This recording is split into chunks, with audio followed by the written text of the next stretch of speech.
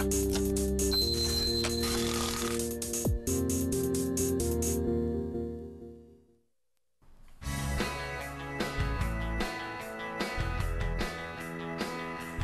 안녕하세요. 대박플러스 김보라입니다. 오늘 국내 증시 조정폭이 예상보다 깊었습니다. 유동성은 풀리고 있지만 유가 상승이 발목을 잡는 모습이었는데 국내 증시가 1%대로 내렸죠. 코스피가 1.4% 내리면서 1990선에서 마감됐고요. 코스닥 역시 1%대로 밀리는 모습이었습니다. 외국인과 기관 쪽에서 모두 매도했고 무엇보다 외국인들이 선물을 매도하면서 프로그램 매물을 출회했는데요. 오늘 대박플러스 고수의 투자 비법 시간에서는요. 이렇게 지수의 등락에 큰 영향을 주고 있지만 또 지나치기 쉬운 프로그램 매매에 대해서 한번 알아보도록 하겠습니다. 그리고 고수의 투자 비법 시간을 통해서 실전 투자 노하우와 그리고 시장 대응 전략까지 모두 배워가시길 바랍니다. 주식 고수의 핵심 투자 비법을 엿볼 수 있는 대박플러스, 오늘은 센플러스 유창희 전문위원과 함께합니다. 안녕하세요. 네, 안녕하십니까. 네, 그럼 잠시 후에 고수의 투자 비법, 오늘은 유창희 전문가의 선물 옵션의 오해와 진실이 이어집니다.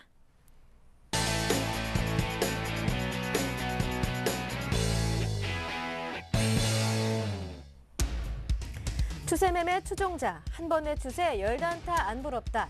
포지션 분석의 달인, 합성 매매를 통한 수익의 극대화. 파생시장 분석을 통해 주도주를 공략한다. 유창희 전문가의 선물 옵션의 오해와 진실, 지금부터 함께합니다. 네, 유창희 전문가의 선물 옵션의 오해와 진실, 본 강의 들어가기 전에 여러분 궁금한 점 생기실 때 어떻게 하는지 그 방법 알려드려야겠죠. 이해가 가지 않는 부분이 생기시면 저희에게 질문을 하실 수 있는데요. 센플러스 홈페이지 와그라그 게시판에 질문을 남겨주시면 옆에 계신 유창희 전문가뿐만이 아니라 여러 전문가분들이 답글 달아주고 계시니까요. 궁금한 점 생기실 때 또 공부하실 때 와그라그 게시판 사용해 보시길 바랍니다.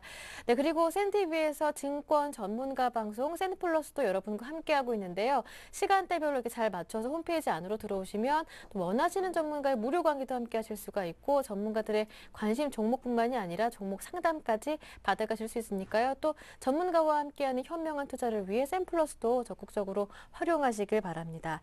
자, 그리고요, 이제 시청자 퀴즈 매일매일 함께하고 있는데요.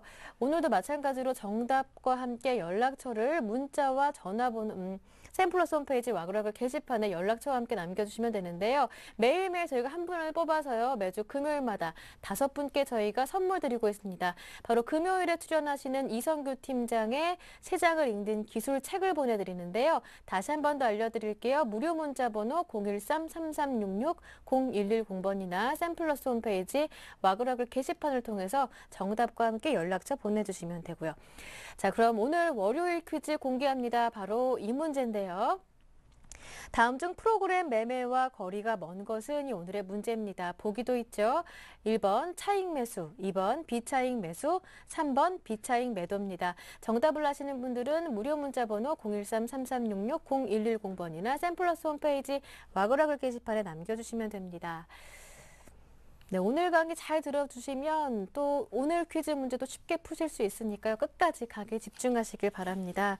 자, 그럼 가장 먼저 오늘 시장에 대한 분석과 함께 내일 일정에 대한 전망 그리고 전략까지 세워보도록 하겠습니다.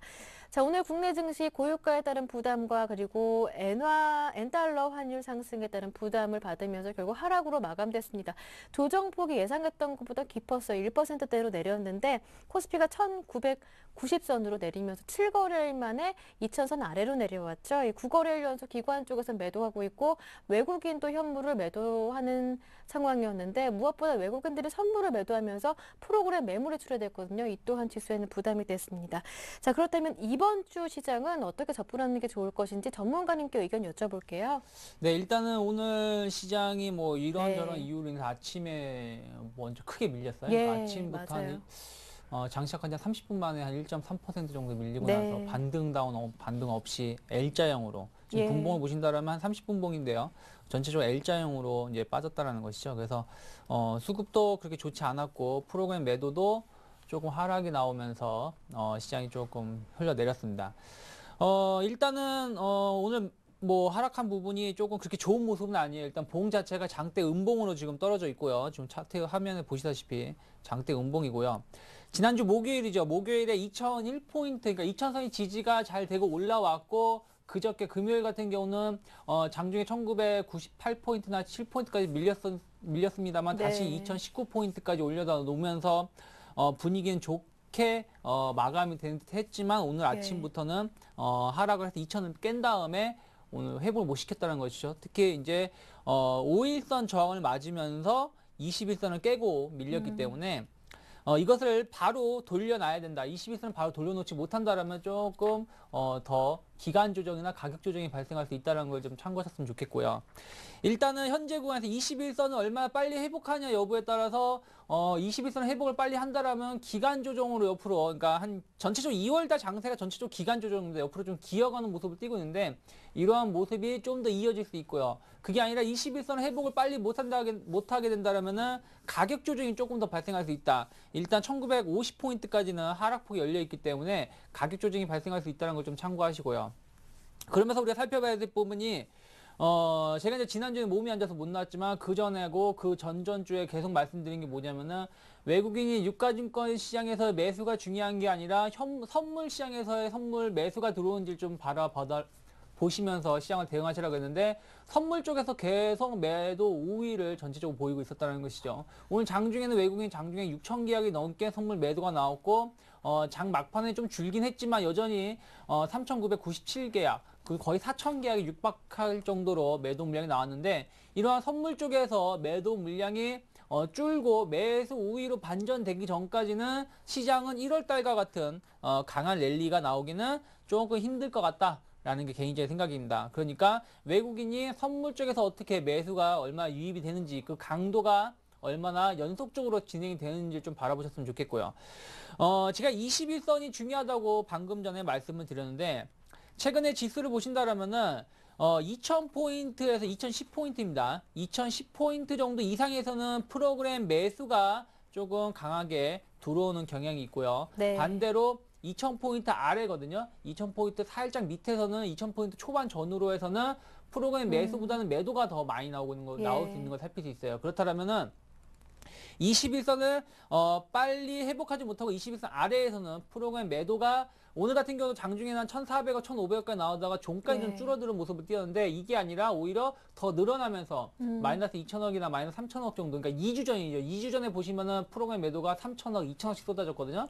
그러한 모습이 연출될 수 있다라고 생각이 드니까 그 부분을 좀 체크하시고 대신에 21선을 빨리 회복을 한다라면은 프로그램 매도가 아니라 매수 우위로, 그러니까 아주 강하게 들어오진 않지만 그래도 매도보다는 매수가 나오면서 시장을 견조하게 방어할 가능성이 높습니다. 그러니까 그 부분을 체크를 하시면서 대응을 하셨으면 좋겠고요. 그리고 지금 종목군들을 보신다라면은 모든 종목군들이 다 많이 빠져 있어요. 빠져 있는데 시장을 지키는 종목군은 건설하고 전기전자 그리고 몇몇 증권주라든지 철강, 조선업종군밖에 없거든요. 이러한 조선업, 특히 이제 전기전자 업종군이 삼성전자를 필두로 해서 시장을 많이 끌고 왔는데, 삼성전자가 어떻게 보면은 지난주 초반하고 지지난주 후반에 조금 약간 과도하게 올라갔던 부분이 좀 있습니다. 그렇기 때문에 삼성전자가 그 가격을 올려왔던 부분이 잘 마무리가 되는지 기간 조정으로 아니면은 그게 다시 그 갭을 메꾸면서, 그러니까 삼성전자 차트를 보신다 그러면은 지금 삼성전자 차트를 보여드린다면 지지난주죠. 지지난주 금요일에 한 3%, 2% 갭 상승이 나오면서 장대 양봉이 나온 게 있는데 여기 이 갭 부분을 얼마나 잘 해결을 하는지 이거의 여부에 따라서 시장은 최소한 1%에서 2%는 언제든지 삼성전자 하나만으로도 하락하거나 할 수 있기 때문에 삼성전자라든지 전기전자 업종군의 주가가 얼마나 견조하게 모습을 띠는지를 좀 체크를 하시면서 이번 주 대응하신다라면은 큰 문제 없이 잘 대응할 수 있을 거라 보고 있는데요.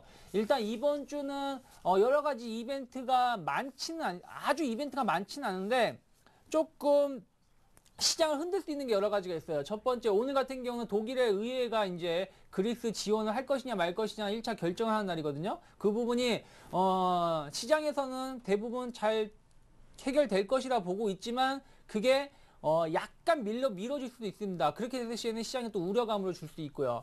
또 오늘 시장이 밀렸던 부분 중에 하나는 어저께 오늘 새벽이죠. 우리나라 시간 새벽에 마감을 했는데 멕시코에서 G20 금융위원회 그 회의를 했었는데 그 정상들이 요구를 한 게 뭐냐면 IMF 쪽에서 그리스에 대한 부담을 좀 높여달라는 것이었는데 IMF가 공식적으로 거절을 했죠. 네. 유럽 ECB가 얼마나 참여를 하는지, 그걸 효과를 얼마나 보여주는지, 믿음을 주는지에 따라서 더 늘리든가 줄이든가 하겠다라고 얘기를 하면서 공식적으로는 3월 17일로 미뤄졌습니다. 그 부분에 대한 실망감이 더 시장에는 불안감을 작용하지 않았나 싶은데요. 이러한 부분들이 전체적으로 오늘 같은 경우는 독일을 중심으로 해서 한번 조금 영향이 미칠 수 있고요. 두 번째가 이제 유가예요. 유가가 2주 전부터 계속 올라왔었는데 그동안에는 그리스에 대한 시장 이목이 그리스에 계속 초점이 맞춰져 있다 보니까 이쪽은 약간 등한시하는 경우가 있었거든요. 왜?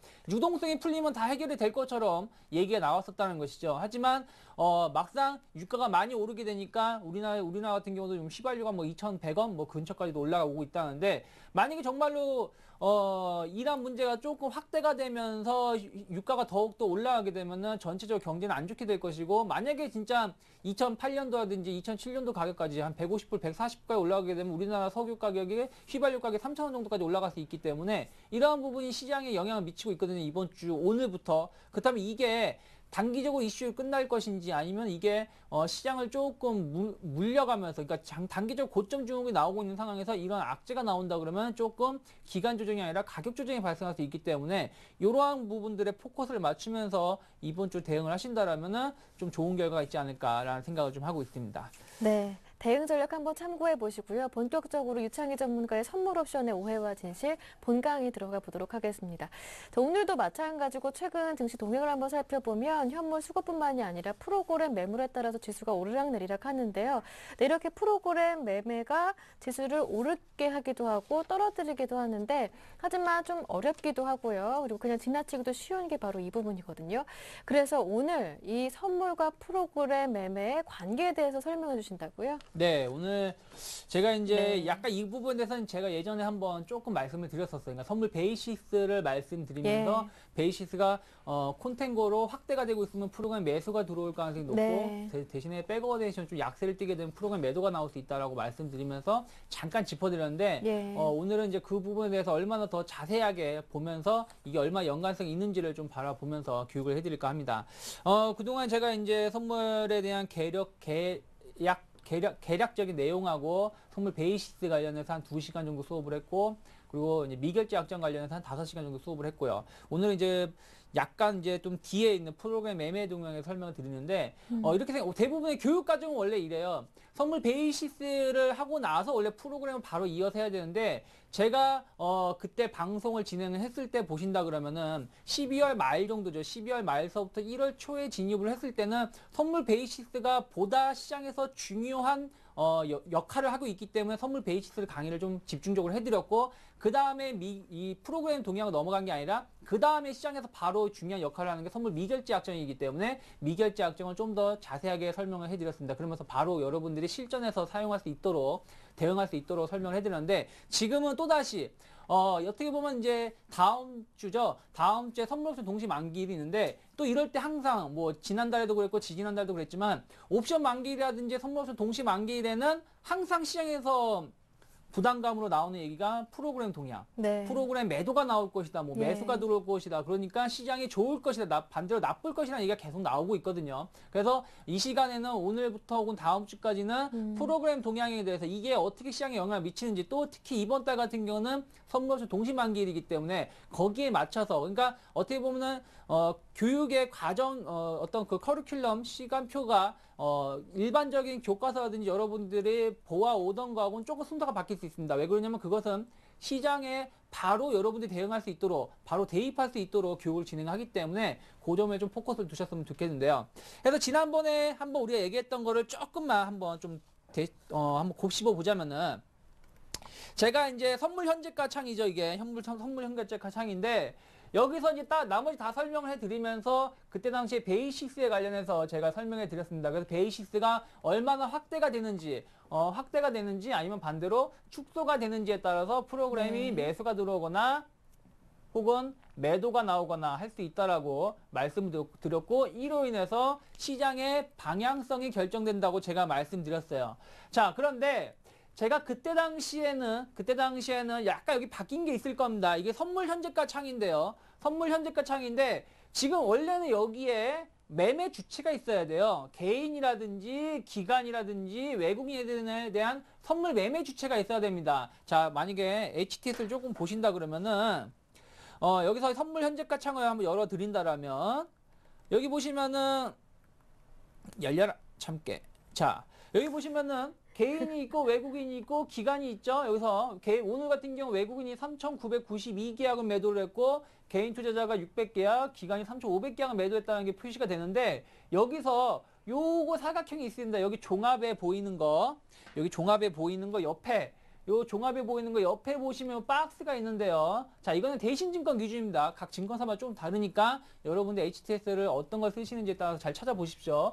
그래서 요 종합에 요 박스를 살짝 클릭을 하신다라면 요게 나오는 게 아니라 프로그램 동향. 오늘 당일에 있었던 프로그램 동향에 대해서 나옵니다. 이게 순매도인지 순매수인지가 나오고 여기에 그래프까지 여기에 표시가 되어 있다는 거죠. 장중에 아침 몇 시까지는 매도가 얼마가 나왔고 그리고 몇 시 이후에는 뭐 매도가 얼마가 줄었다라는 게 표시가 된다는 것이죠. 해서 이 선물 현재가 창에 여기 이 프로그램 동향을 살펴볼 수 있다는 것입니다. 그래서 여기에 제가 그때 말씀드렸던 건 선물 현재가 창에서 제일 중요한 게 기초자산 그리고 몇 월물 그리고 선물 베이시스 그리고 수급의 매매 주체 그러면서 미결제 약정하고 같이 살펴보자라고 말씀드렸습니다. 그래서 매매 주체하고 미결제하고 살펴보자고 말씀드렸는데 이제부터 여러분들이 살펴보실 때는 이 베이시스 동향하고 여기 베이시스 동향하고 프로그램 동향하고 같이 연관 지어서 살펴보시면 된다는 것입니다. 즉 HTS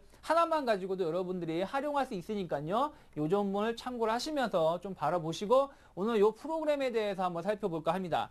자, 그러면서 그때 이제 제가 말씀을 드렸을 때 뭐라고 말씀드렸냐면은 선물 베이시스라는 것은 무엇이냐면 선물의 가격하고 현물의 가격의 차이라고 말씀드렸어요. 그러면서 콘텐고 선물의 가격이 현물의 가격보다 높게 되면은 콘텐고가 발생을 하고 콘텐고가 발생을 했을 시에는 프로그램 매수가 유입이 될 가능성이 높다라고 말씀드렸고요. 반대로 선물의 가격이 현물의 가격보다 낮게 되면은 백어데이션이라고 말씀드렸습니다. 백어데이션이 발생한다고 말씀드렸고 그로 인해서 프로그램 매도가 발생할 수 있다라고 제가 말씀을 드렸습니다. 그래가지고 이러한 부분이 연관성을 지어가지고 매수 차익 잔고에서 매도가 나오고 매수가 들어올 수 있다고 말씀드렸고 여기서 중요한 거는 백어데이션이다 콘텐코다가 중요한 게 아니라 백어데이션이나 콘텐코가 이게 중요한 것이 아니라 이게 중요한 게 아니라 베이시스가 선물 베이시스가 얼마나 올라가고 있느냐 아니면 떨어지고 있느냐가 중요하다고 말씀드렸습니다. 선물 베이시스가 현재 확장 국면에 있느냐 아니면 축소 국면에 있느냐에 따라서 프로그램이 매수가 더욱더 강하게 들어오거나 혹은 매도가 나올 수 있다라고 말씀을 드렸어요. 그래가지고 이런 부분을 여러분들이 좀 체크를 하시라라고 말씀드렸습니다. 자, 그렇다면 우리가 프로그램 매매 동향이란 무엇이냐? 프로그램 매매 동향이란 무엇이냐면은 프로그램이라는 건 무엇이냐면은 일반적으로 그냥 교과서적으로 말씀드리면 여기 나와 있는 것처럼 선물지수하고 현물지수 그러니까 주식이죠. 선물하고 현물하고의 가격 차이를 이용해 가지고 현물과 선물을 동시에 사고 팔아서 수익을 챙기는 것입니다. 지금 무슨 얘기냐면은 만약에 지금 선물이 밑에 보시는 것처럼 선물이 현물보다 비싸다. 선물이 현물보다 비싸다면 선물이 고평가되어 있으니까 어떻게 한다? 선물을 매도를 하게 되면은 선물이 낮아져야 되니까 즉 삼성전자가 지금 110만 원에서 움직이고 있는데 삼성전자의 적정 주가는 120만 원이라는 것이죠. 그럼 120만 원이라 그러면 삼성전자를 사는 것이 산다 그러면 언젠가는 120만 원까지 올라갈 거니까 수익을 얻을 수 있다고 생각을 해서 삼성전자를 매수를 하는 거고요. 반대로 지금 삼성전자가 120만 원에서 거래가 되고 있는데 삼성전자의 적정 주가는 110만 원이다 라고 생각이 든다라면 시장에서 그걸 평가를 한다라면 이거를 지금 매도를 해야 되겠죠. 매도를 해가지고 110만 원까지 떨어졌을 때 이때 매수를 한다라면은 수익을 낼 수 있다는 겁니다. 마찬가지 이런 것처럼 선물이 현재 만약에 현물보다 고평가가 되어 있다면 선물이 현물보다 고평가가 되어 있다면 선물을 매도하는 것이죠. 선물을 매도를 하고, 그럼 선물을 매도한다는 얘기는 뭐예요? 선물을 매도하니까 선물의 가격이 어떻게 되겠어요? 떨어지겠죠? 떨어지고, 그리고 나서 이것만 가지고는 안 되니까 현물을 매수해가지고 지수를 올린다면, 지수를 끌어올린다면 이거의 차이가 균형을 이룰 수 있겠죠. 여기서 균형이 발생한다는 것입니다. 그래서 이때는 프로그램 매수가 강하게 발생할 수 있다는 것이죠. 그리고 반대로 선물이 만약에 현물보다 싸다라면 선물이 지금 저평가되었으니까 가격이 저평가되었으니까 선물이 올라가야 된다는 것이죠. 그러니까 선물이 올라갈 수 있다라면은 선물을 매수를 해가지고 수익을 구하고 반대로 선물이 올라가고 현물이 비싸니까 현물이 떨어져야 되겠죠. 종합주가지수가 떨어져야 되니까 주식을 매도를 해가지고 주식을 매도를 해서 프로그램 매도가 발생한다는 것입니다. 그래서 이러한 차이로 수익을 거두는 것이 이제 프로그램 매매라는 것인데, 여기서 이제 여러분들이 그냥 단순하게 이렇게 생각하면은 그냥 선물이 비싸니까 프로그램 매수가 들어오고 선물이 싸니까 프로그램 매도가 들어올 거라 생각을 하실 거예요. 근데 여기서 이제 제가 지난번에 교육을 해드렸던 걸 참고하신다면 선물이 계속 비싸다는 얘기 뭐예요? 고평가, 즉 베이시스가 강세, 선물이 비싸다 싸다는 거는 선물 베이시스를 우리가 알 수 있다고 그랬고, 그 베이시스가 계속 추세적으로 확산형으로 올라가고 있으면 선물이 계속 비싸지고 있으니까 계속 프로그램 매수가 유입이 될 수 있다는 것이죠. 반대로 선물이 싸다 혹은 선물이 낮아지고 있다는 얘기는 무슨 얘기냐면은 베이시스가 축소가 되고 있으니까, 그런 축소가 될 때는 백어데이션을 가고 있다는 것이죠. 그 백어데이션을 가고 있다 보니까 프로그램이 매도가 나온다라는 것을 여러분들이 참고를 하시면서 보시면 될 거예요.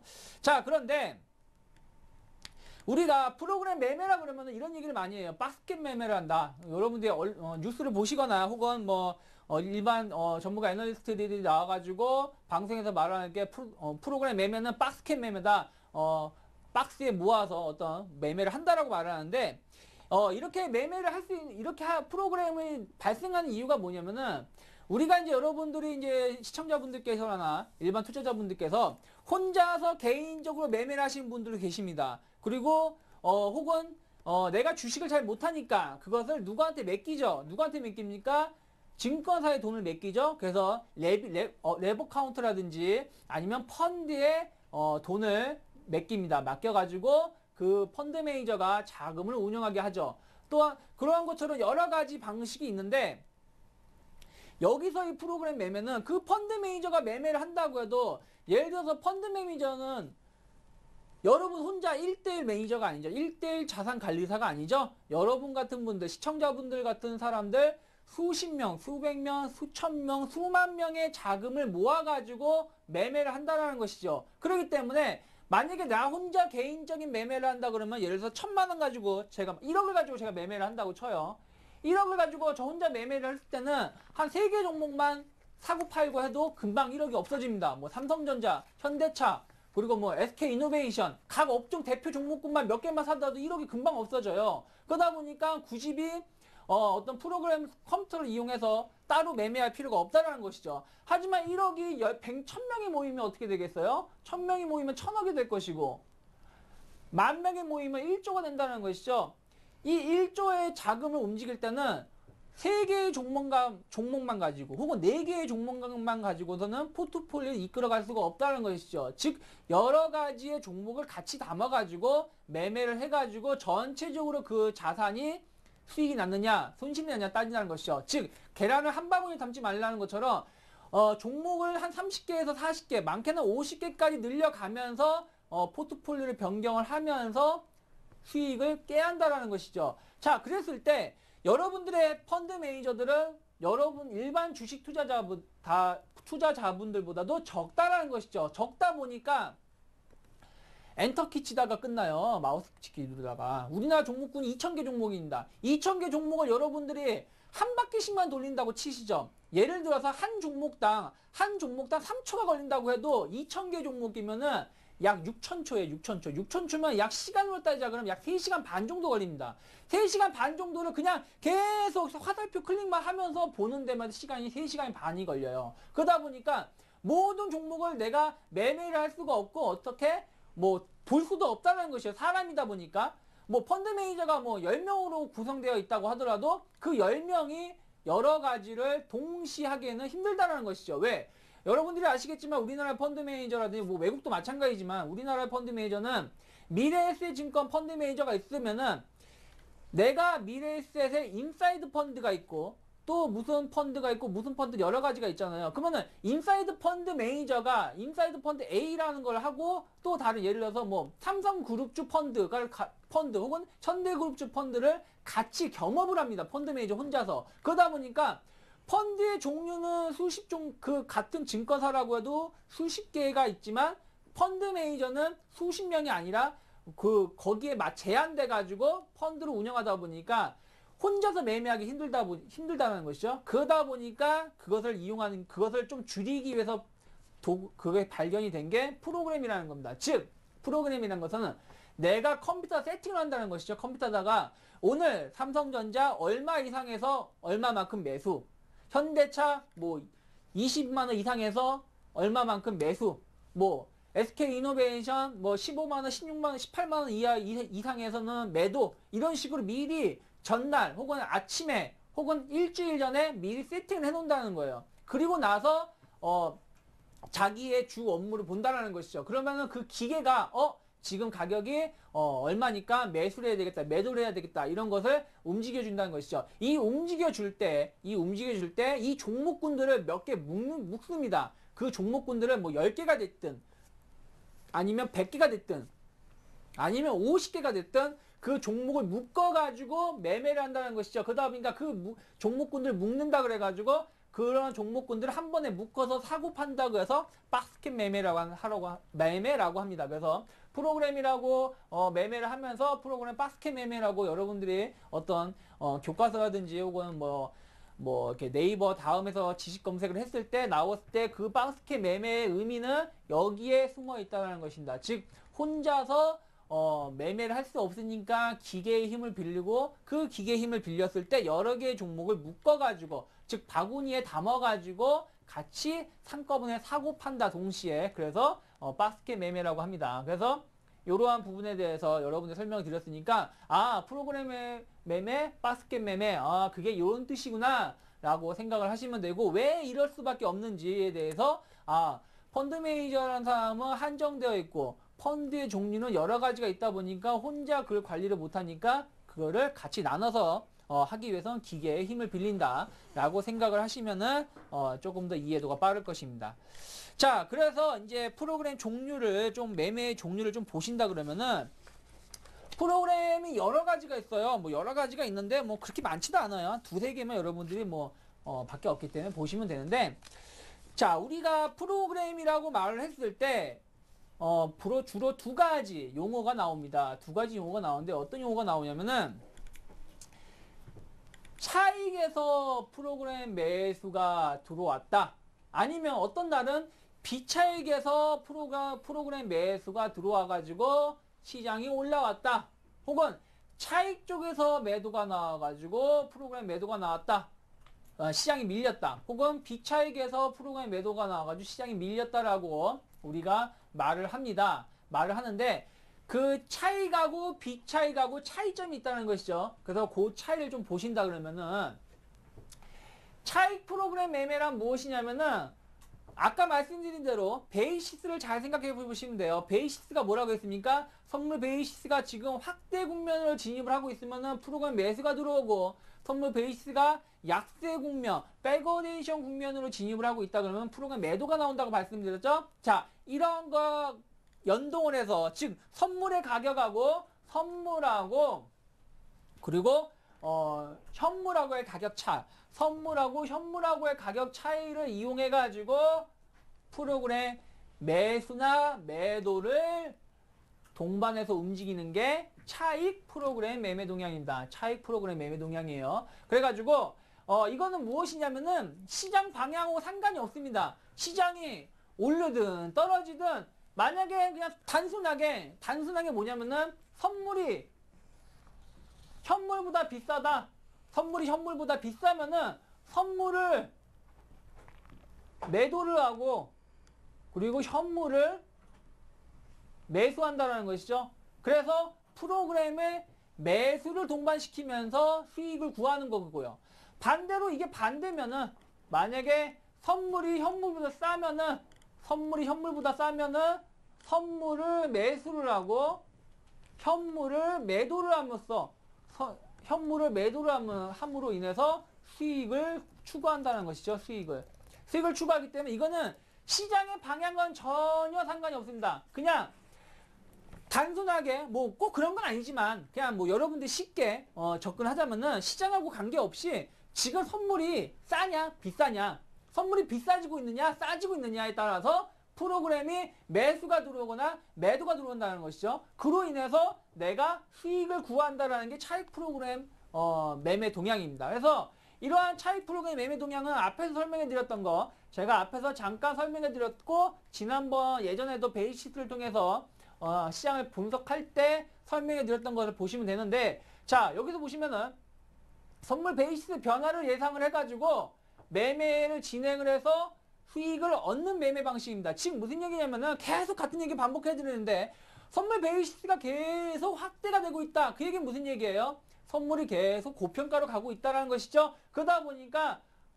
프로그램이 선물이 매도가 이게 조금 바뀌었네요. 예, 선물이 매도가 나오고 현물이 매수가 들어온다는 것이고, 선물 베이스가 계속 축소가 된다라면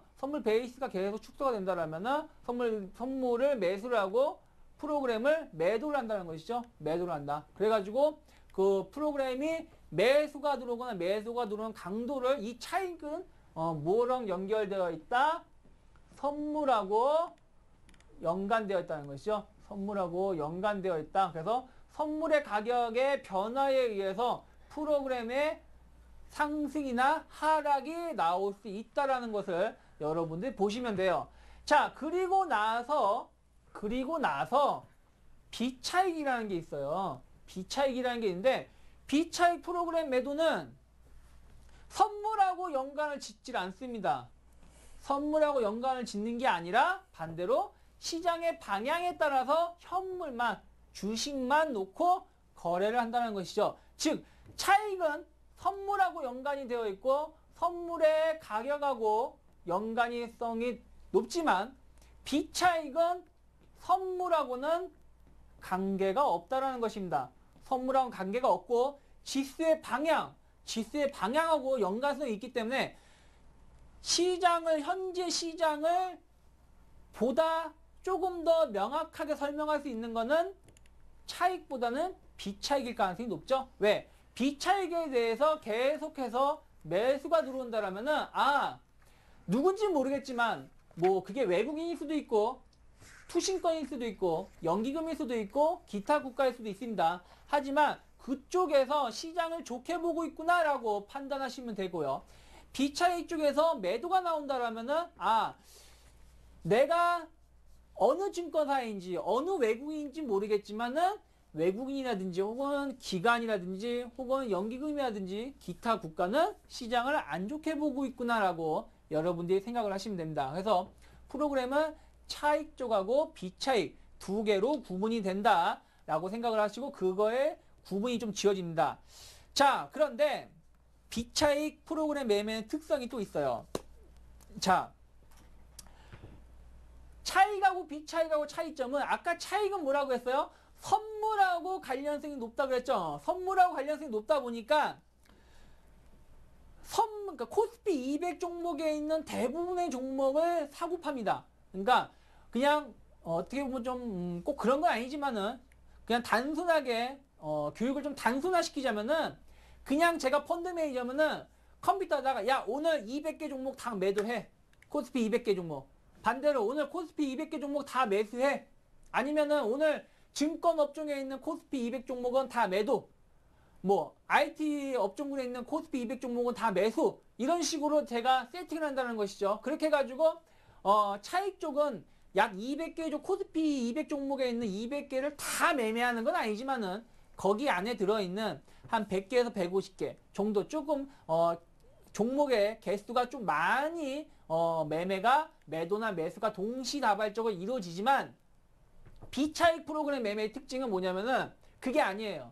그냥 펀드 매니저가 세팅할 수 있는 겁니다. 자, 그냥 제가 임의적으로 삼성전자, 현대차, 기아차, SK이노베이션 딱 4개만 세팅을 해가지고 오늘 요것만 사고 판다 라고 세팅할 수 있고, 다음 날에는 오늘 삼성증권, 신한금융지주, KB금융지주, 혹은 뭐 포스코, 현대제철 요 5개 종목만 세팅을 맞춰가지고 오늘 요것만 사고 판다 할 수 있는 것입니다. 지금 무슨 얘기냐면은 비차익은 코스피 200에 있는 종목, 200개의 종목을 매매를 하지만 그 중에서 내가 또다시 임의적으로 10개가 됐든 30개가 됐든 20개가 됐든 종목군을 따로 설정을 한다는 것이죠.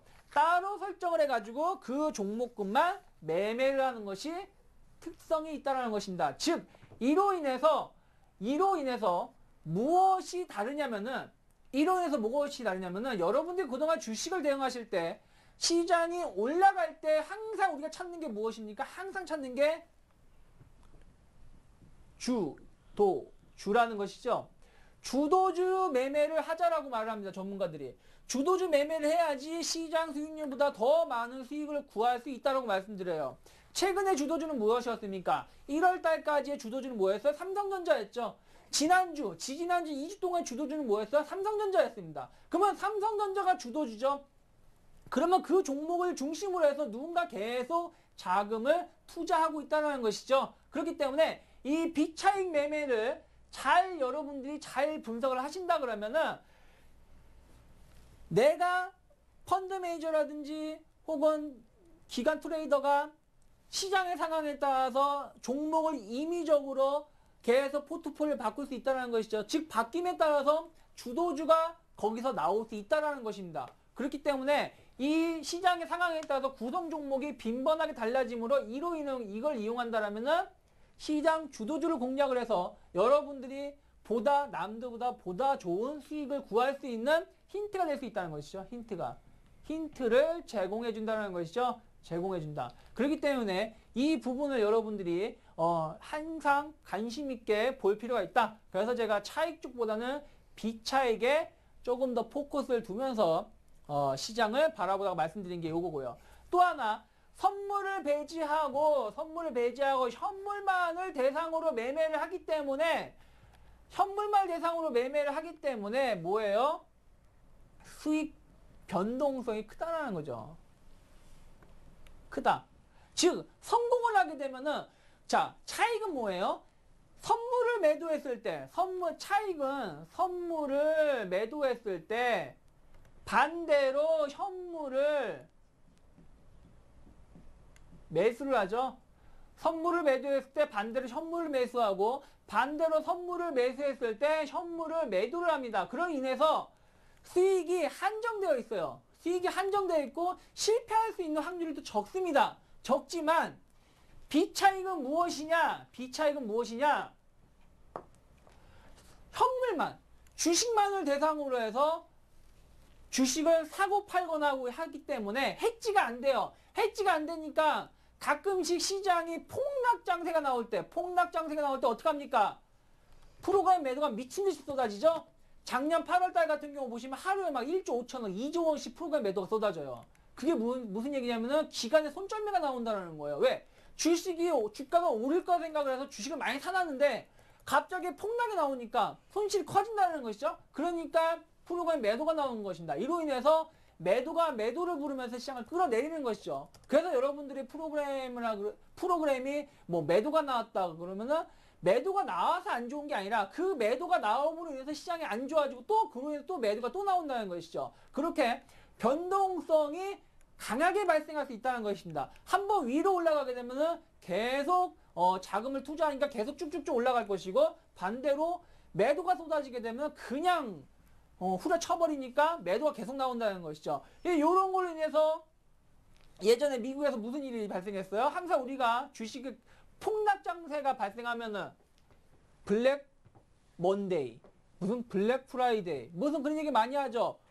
어두운 검은 뭐 월요일, 뭐 검은 화요일, 검은 수요일 이렇게 얘기 나오는 이유가 뭐냐면 그때 당시에 미국에서 그렇게 주가가 하루에 막 10%씩 막 15%씩 빠졌던 이유가 무엇이냐면은 이러한 프로그램 매도로 인해서 시장이 폭락을 했다는 것이죠. 이러한 부분이 보다 더 조금 시장에 영향을 많이 미칠 수 있는 게 비차익일 가능성이 높다는 것이죠. 왜? 선물을 배제하고 현물만으로 매매를 하다 보니까. 그래서 비차익이 조금 더 시장의 방향성을 조금 체크를 할 수 있다는 것입니다.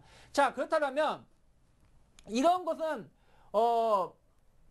무슨 비차익이 뭐가 있냐면은 여러분들이 보셨을 때 뭐 여러분들 요즘에 보신다 그러면 은행을 갔을 때 꼭 뭐 적금만 가입하거나 뭐 주택 적금 부금을 가입을 하거나 이런 게 아니더라도 여러 가지 금융 상품이 많이 있습니다. 예를 들어서 이런 거죠. 올해 2012년도에 일정 수준 이상으로 주가가 올라갔을 때 시장 수익률이 발생을 하면은 이자율을 한 10% 준다. 대신에 일정 수익 이상 못 가게 되면은 시장이 얼마 이상 못 올라가게 되면은 이자율이 그냥 2%다. 반대로 시장이 빠졌을 때는 이자가 없고 원금만 준다라는 그런 상품이 있습니다. 뭐 ELS라든지 혹은 뭐 여러 가지 ETF라든지 그런 금융 상품이 있는데요. 그런 것들은 뭐냐면은 인덱스 매매라고 하는데요. 그런 종목 그런 그러한 자금들은 뭐냐면은 선물을 배제를 하고 주식만 사고 판다라는 것이죠. 그래서 그거 관련된 인덱스 매매라든지 포트폴리오 인슈어런스 같은 펀드 자금. 그러니까 예를 들어서 이런 겁니다. 뭐 그룹주 펀드 같은 거죠. 뭐 삼성전자 그룹, 현대차 그룹, 혹은 뭐 LG 그룹, SK 그룹만 뭐 이 펀드 자금은 요것만 매매를 합니다. 아니면은 뭐 자동차 업종군, 뭐 에너지 화학 요것만 매매를 합니다. 이렇게 여러분들이 펀드도 보시면은 어떤 특정 업종이나 특정 종목군만 대상으로 매매를 하는 펀드가 있어요. 그런 것들 혹은 뭐 기타 매매 등 여러 가지가 있는데 이런 부분들이 이제 같이 이루어지는 게 비차익 프로그램 동향이다 라고 여러분들이 생각하시면 돼요. 그래서 프로그램 동향은 차익하고 비차익 두 가지가 있는데 차익은 선물의 가격 차, 선물하고 현물의 가격 차이를 이용을 해가지고 수익을 구하는 거고 비차익은 선물을 연계하지 않고 그냥 단순하게 주식만 가지고 사고 판다는 것이죠. 사고 팔면서 수익을 추구한다는 것입니다. 그래서 요 두 개의 차이가 있다는 걸 말씀드렸고 요 두 개의 차이는 여러분들이 같은 프로그램이라고 할지언정 예를 들어서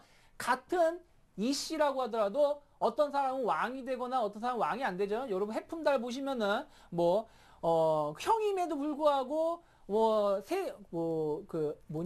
하여튼 뭐 둘째 와이프잖아요. 그러다 보니까 왕이 못 되고 동생은 이제 적통 관계를 갖고 있다 보니까 왕이 될 수 있는 거잖아요. 결국 같은 이씨 왕의 아들로 태어났음에도 불구하고 누구는 왕이 되고 누구는 왕이 안 되는데 그런 것처럼 같은 프로그램이라고 하더라도 누구는 선물하고 연관되어 있고 누구는 선물하고 연관되어 있지 않기 때문에 내용이 완전 다르다는 것입니다. 그렇기 때문에 이 부분을 여러분이 잘 구분을 지으면서 보셔야 되고요. 자, 이런 걸 봤을 때 또 다른 점은 뭐냐면은 자, 여기서 보시면 이제 이게 HTS를 보시면은 요렇게 차익하고 비차익 두 개의 구분을 지어질 수 있음을 살필 수 있어요. 그래서 HTS를 통해서 프로그램 매매의 추세를 파악하는 방법으로는 차익하고 비차익이 있고 차익에서 매수가 들어왔네 혹은 비차익에서 매수가 들어왔네를 보시면서 여러분들이 그날 흐름을 체크할 수 있습니다. 그런데 여기에는 또 하나가 있어요. 이 차익에서는 비차익에서는 무엇이다? 비차익에서는 그냥 단순하게 매수 위주로 시장이 움직입니다. 먼저 매수가 이루어지고 매도가 발생하고 그런 식으로 시장이 움직여 주지만 차익 쪽에서는 또 구분이 지어진다는 것이죠. 그것을 다시 구분을 짓는다 그러면 차익에서는 이게 일별 차익인데요. 보시면은 주식 매도가 있고 여기 주식 매도라는 것이 있고 그리고 반대로 주식 매수라는 게 있습니다. 주식 매수가 있고 주식 매도라는 것이 있는데 이거의 차이가 무엇이냐면은 주식 매도라는 것은 뭐냐면은 자, 여기도 설명이 되어 있지만 자, 차익 매수는 일반적으로 여러분이 주식을 하는 것과 똑같아요. 여러분이 주식을 하는 것과 똑같은데 주식을 먼저 매수를 해서 해가지고 수익을 얻는 겁니다. 즉 삼성전자를 110만 원에 매수를 해가지고 120만 원에 매도를 하면은 10만 원 수익을 얻는 거죠. 그래서 그런 식으로 일반적인 주식 매매하고 비슷한 구조로 되어 있고요.